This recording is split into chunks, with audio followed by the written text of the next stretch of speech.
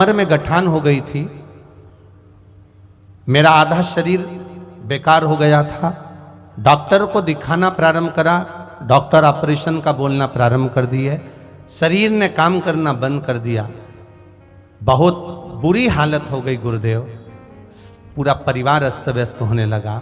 तब किसी ने आपकी कथा आस्था चैनल पर आती है उसका बताया, हमने कथा सुनना प्रारंभ करी और कुंडकेश्वर महादेव का नाम लेकर जल चढ़ाते, बेलपत्री चढ़ाते और वही कुंडकेश्वर का जल लेकर आते। गुरुदेव हम उसको सुबह से लेकर दोपहर तक पीते, थोड़ा थोड़ा थोड़ा थोड़ा, बाबा की कृपा से बेलपत्र खाते। आज बाबा की कृपा से दूसरी बार जब हम जांच कराने के लिए गए तो हमारी गठान गल चुकी है और मेरा शरीर ठीक हो गया है। इसलिए मैं यहाँ प्रणाम करने के लिए आई हूँ। श्री शिवाय नमस्ते। आप ही हैं, आप ही को हो गई थी, आप ठीक हैं, आप बाबा की कृपा बनी रहे। श्री शिवाय नमस्तुभ्यम। गठान पूरी गल गई है, इसलिए हम बाबा को सांवली से यहाँ पर प्रणाम करने के लिए आए हैं। गुरुजी एक लाइन इन्होंने बहुत अच्छी लिखी है, काशी के भोलेनाथ तेरी याद सताती है। गुरुदेव पंडाल में बैठकर कथा सुनने का क्या फल होता है ये सुनने वाले को 3 महीने में मालूम पड़ जाता है। ये शिव तत्व, ये शंकर, इसकी उदारता, करुणा, महाराज शिव कृपा।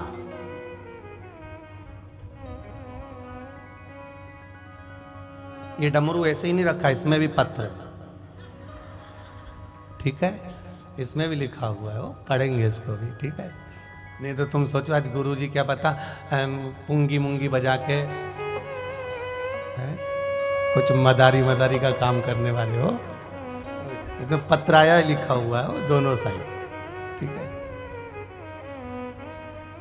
शंभु शरणे पड़ी मांगू घड़ी रे घड़ी, दुख काटो दया करी न दर्शन आपो। शिव कथा कर मेरा एक निवेदन कार्यकर्ताओं से, जो महेश्वरी बंधु या कंजरी गांव के बंधु लोग सेवा में लगे हैं, उनसे निवेदन है, पीछे जितनी भी महिलाएं बेचारी धूप में खड़ी हैं या बैठी हुई हैं, उनसे निवेदन है इधर उधर कहीं पर भी जहाँ जहाँ पंडाल में जगह मिलती जाए आप लोग वहाँ वहाँ जाकर बैठते जाओ। पंडाल में अगर जगह नहीं हो तो कहीं दुकानों पर कहाँ कहाँ जगह मिल जाए वहाँ बैठकर आप कथा का रसतत्व ग्रहण करिए, या इस साइड में जहाँ जगह है वहाँ आकर बैठते जाइए। इतना सा थोड़ा सा कार्यकर्ताओं से निवेदन करेंगे, जो लोग महिलाएं बच्चे लोगों को ले लेकर धूप में खड़ी हैं वो इधर उधर जहाँ जगह मिलती जाए वहाँ बैठते जाएं। हर हर महादेव। शिव कथा कह रहे, भगवान शंकर का गुणगान कर रहा है कि आपकी अविरल भक्ति, और उस भक्ति में छल नहीं हो, उस भक्ति में दिखावा नहीं हो।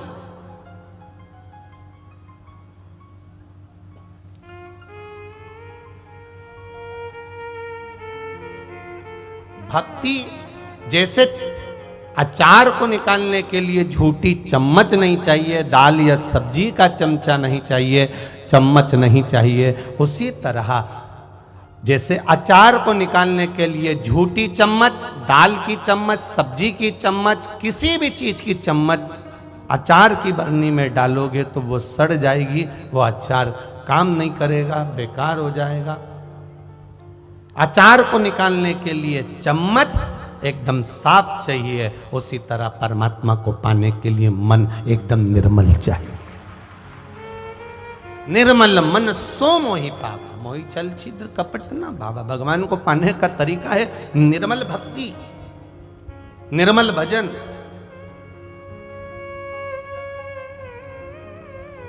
और आपका विश्वास, आपकी दृढ़ता।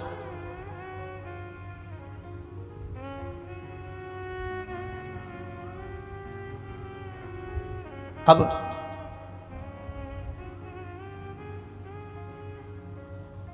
कितना विश्वास होगा जरा विचार करिए। वो कारकोट सांप में जन्मेजय सर्प यज्ञ कर रहे हैं, आहुतियां दे रहे हैं, सांपों को पकड़ कर लाते हैं और आहुति देते जाते हैं।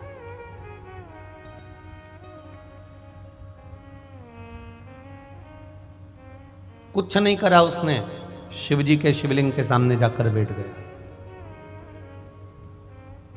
अब कितनी सरल शिव महापुराण की कथा है। कल की कथा में अपन ने श्रवण करा था, देवव्रत की बेटी का कल्याण कैसे हो गया। केवल मंदिर में जो कीचड़ हो जाता है चलने से, और उस कीचड़ को जो धोया गया, उसका जो पानी था वो उस पर चले गया और उससे उसका कल्याण हो गया। जरा विचार करिए कल्याण कैसे होता। कई लोग कहते हैं भगवान राम जब चले तो उन्होंने अपना चरण माता अहिल्या को लगाया और वो पत्थर से नारी प्रकट हो गई।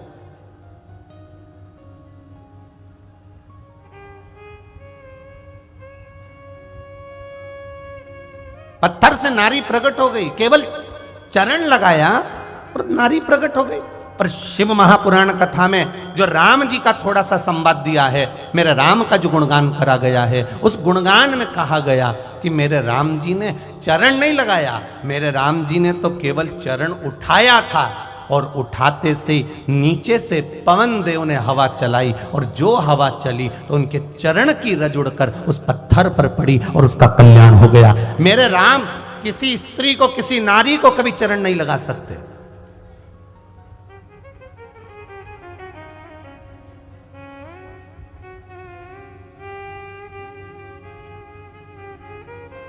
मेरे राम किसी स्त्री को चरण नहीं लगा सकते। कहने वालों ने कह दिया कि राम जी ने चरण लगाया पत्थर को और वो नारी हो गई। ना ना ना ना, मेरे राम जी को गुरु बाबा कह रहे हैं कि ये संत की पत्नी है, ऋषि की पत्नी है, गलती हो गई इसलिए पत्थर बन गई। तो फिर भी मेरे भगवान उसको लात लगाई। हमारे सनातन धर्म में झाड़ू को भी अगर लात लग जाती है, पांव लग जाता है, तो बोलो रे कंजरी वालों, प्रणाम करते हो कि नहीं करते हो? झाड़ू को भी अगर लात लग जाए तो हम प्रणाम करते हैं।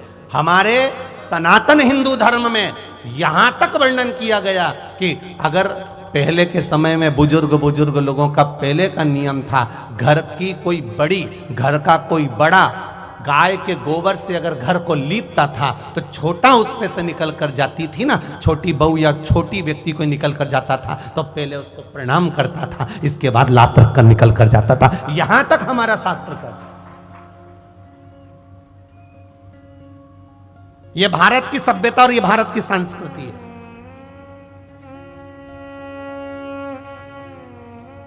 दुनिया में कजन ना जाने कितने विधर्मी लगे हुए हैं चारों तरफ से सनातन धर्म को नष्ट करने के लिए। नवयुवक बेटे और बेटियों को भटकाया जा रहा है, नवयुवक बच्चों को भटकाया जा रहा है, केवल इसलिए कि सनातन धर्म बर्बाद हो जाए, सनातन धर्म नष्ट हो जाए। लोग मंदिर ना जाएं, देवालय ना जाएं, भगवान के भजन पूजन ना करें, भगवान का स्मरण ना करें, भगवान का कीर्तन ना करें, भगवान का मंत्र जाप ना करें, भगवान की भक्ति में ना डूबें, केवल नवयुवक लोगों को भटकाया जाए। क्योंकि कारण एक है, एक कारण हमारे यहां पूर्व में भी कहा गया और आज फिर कह रहे हैं, किसी राष्ट्र को अगर बर्बाद करना है, किसी राष्ट्र को यदि गुलाम करना है, किसी राष्ट्र को अगर पूर्ण तरह से नष्ट करना है, तो पहले उस राष्ट्र की संस्कृति को, उसके संस्कारों को और उसकी सभ्यता को बर्बाद करा जाता है, फिर पूरा राष्ट्र बर्बाद हो जाता है। पूरा राष्ट्र बर्बाद हो जाता है।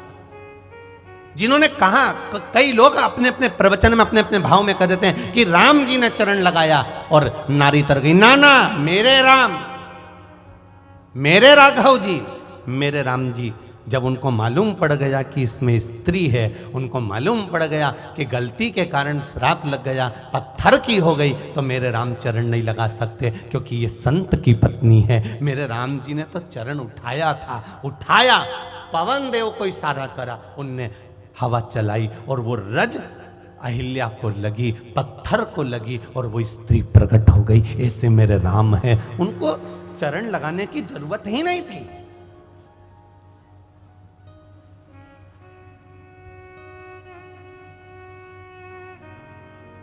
हमारा सनातन धर्म तो यहां तक कहता है देली, देली जानते हो आप लोग? चौखट, दरवाजा, द्वार, यहां तक हमारा सनातन धर्म कहता है कि पहले घर की बहुएं जब निकलकर घर से बाहर जाती थी, अपने मायके जाती थी, तो देहली का पांव पड़कर जाती थी, दरवाजे का पांव पड़कर जाती।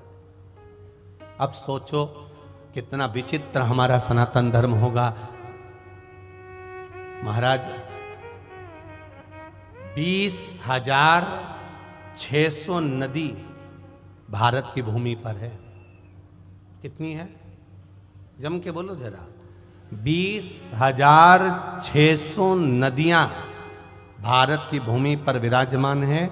और ये 20,600 नदियां जहां जहां से निकल कर जाती है और जैसी जैसी निकल कर जाती है, प्रत्येक क्षेत्र में उसको माता कहकर पुकारा जाता है, उसका सम्मान किया जाता है। 20,600 पवित्र नदियां हैं।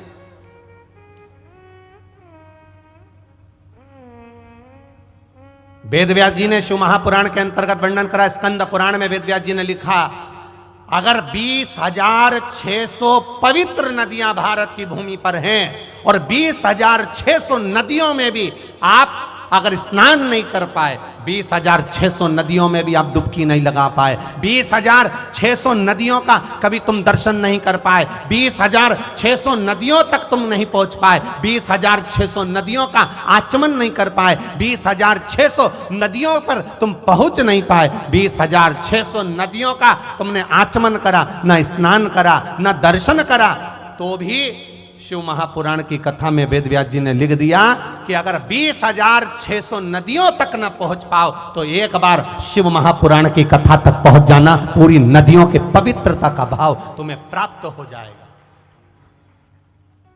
20,600 नदियों तक ना जा पाओ, 20,600 नदियों में स्नान ना कर पाओ, 20,600 नदियों तक तुम आचमन ना कर पाओ, 20,600 नदियों का तुम दर्शन ना कर पाओ, 20,600 नदियों का तुम स्मरण ना कर पाओ, तो एक शिव महापुराण की कथा में जाकर बैठ जाओ।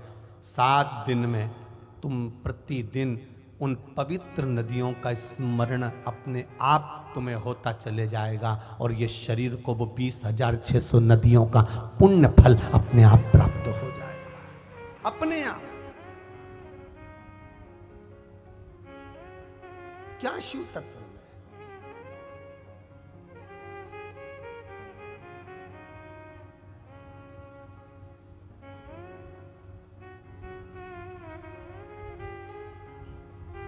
महाराज, ये तो वो अविरल गंगा है, अविरल भक्ति है जिसको हम लोग प्राप्त कर रहे हैं। किसी ने कहा भगवान की कथा कितनी बार सुनना चाहिए?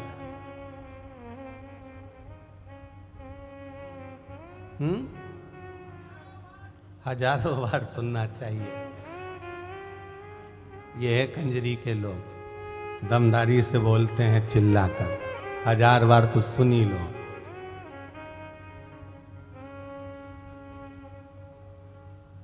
जितनी बार गाड़ी को चलाने वाला ड्राइवर जितनी बार गाड़ी चलाएगा चलाएगा चलाएगा चलाएगा, उतना उस्ताद होते चले जाएगा। और जब उस्ताद होते चले जाएगा तो उसको फिर गाड़ी चलाने की ज़रूरत नहीं पड़ेगी। वो साइड में बैठेगा और अपने कंडक्टर से कहेगा तू चला, वो भी दूसरे को चलाना सिखा देगा और ऐसा चलाना सिखाएगा कि आराम से जो गाड़ी चलाना सीख गया, खूब मंझ गया, वो ट्रक के ऊपर आराम से गादी बिछा के सो जाता है। कंडक्टर को भी उसने दमदार बना दिया कि गाड़ी वो चला लेता है। उसी तरह जो बार बार शिव महापुराण की कथा को श्रवण करता है, सुनता है, हमने 10 बार सुनी, हमने 15 बार सुनी, हम 3 साल से सुन रहे हैं, हम 4 साल से सुन रहे हैं, हम आस्था चैनल पर सुन रहे हैं, हम ऐसे सुन रहे हैं, हम कथा को ऐसे श्रवण कर रहे हैं, हम मोबाइल पर श्रवण कर रहे हैं, हमने इतनी बार सुन ली।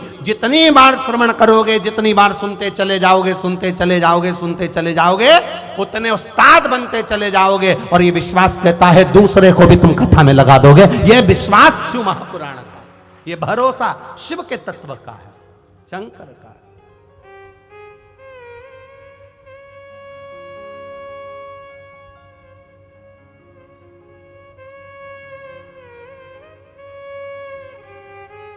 कोई कोई कपड़ा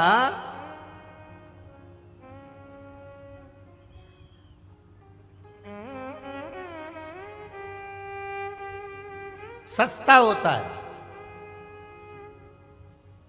और जो सस्ता होता है वो कलर छोड़ देता है। बोलो रे भाई, यहाँ सूरत वाले भी बैठे होंगे, इनको तो ज़्यादा मालूम होगा क्योंकि कपड़े की ज़्यादा दुकानें, कपड़े की ज़्यादा फैक्ट्रियाँ सूरत में, उनको ज़्यादा अंदाज़ा होगा। सूरत वाले एक गोयल परिवार भी आया होगा शायद सूरत से, जिन्होंने पहले कथा करवाई है सूरत में, तो उनकी भी फैक्ट्रियाँ हैं 2-4। अब तो उनने फ्रांस में भी शायद फैक्ट्री वगैरह खोल ली है। तो अब जरा विचार करिएगा, जरा स्मरण करिएगा, कपड़ा सस्ता है तो वो पानी में डाला, अब तुम्हें नहीं मालूम था कि ये कलर छोड़ देगा, और तुमने डाला और दूसरे कपड़ों के साथ डाल दिया तो उसने कलर छोड़ दिया। अब तुम्हें कितना गुस्सा आया, कितना, बताओ। मेरी भी मती मारी गई थी, मैं भी कहाँ चली गई थी, मुझे कहाँ मालूम था कपड़ा कलर छोड़ देगा। और कैसा कलर छोड़ा उसने, ये कपड़े ने दूसरे कपड़े को कलर में कर दिया। अब धोबिया धोए चाहे सारी उमरिया, धो ले, अब खूब धो। उस कपड़े का कलर छूटेगा जिसमें लग गया? नहीं छूटेगा। सस्ता था, बहुत महंगा था कपड़ा, तो वो कलर नहीं छोड़ा। बहुत महंगा था, कलर नहीं छूटा। कलर नहीं छूटा तो उसने दूसरे कपड़े को नहीं रंगा, पर सस्ता था इसलिए कलर छोड़ दिया।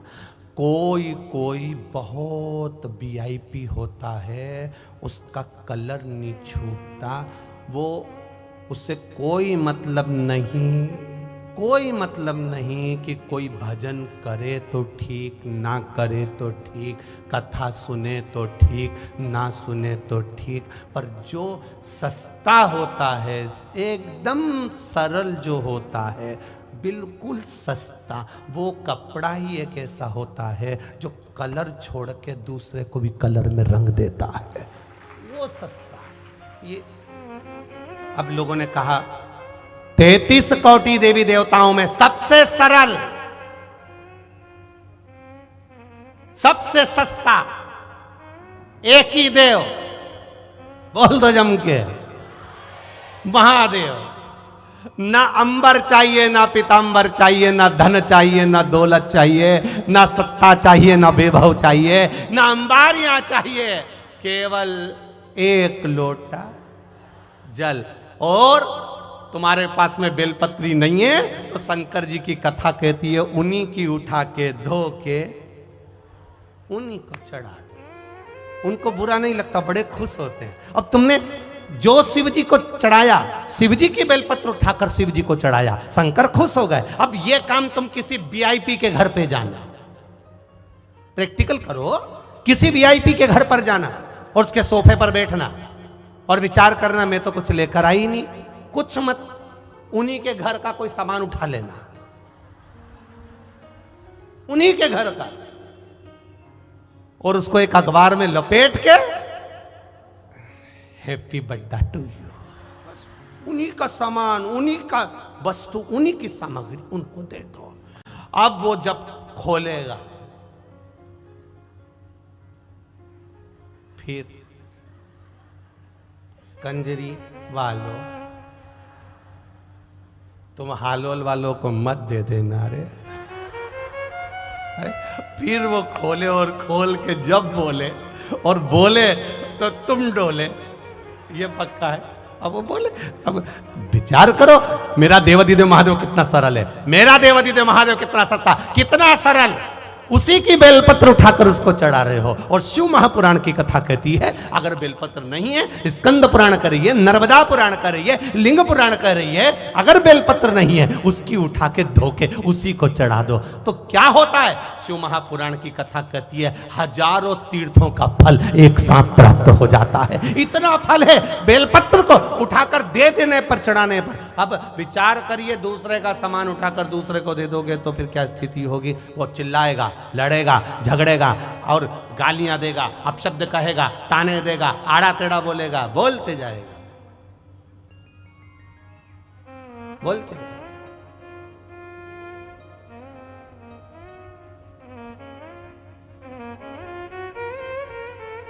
दे दिया उसको। अब इतना सरल देव कहां से लाओगे, बोलो, इतना सरल कहीं मिलने वाला। और उसने कह दिया अगर पानी भी नहीं है, बेलपत्र भी नहीं है तो एक काम करो, बस मेरे पास में आके 3 बार ताली बजा दो।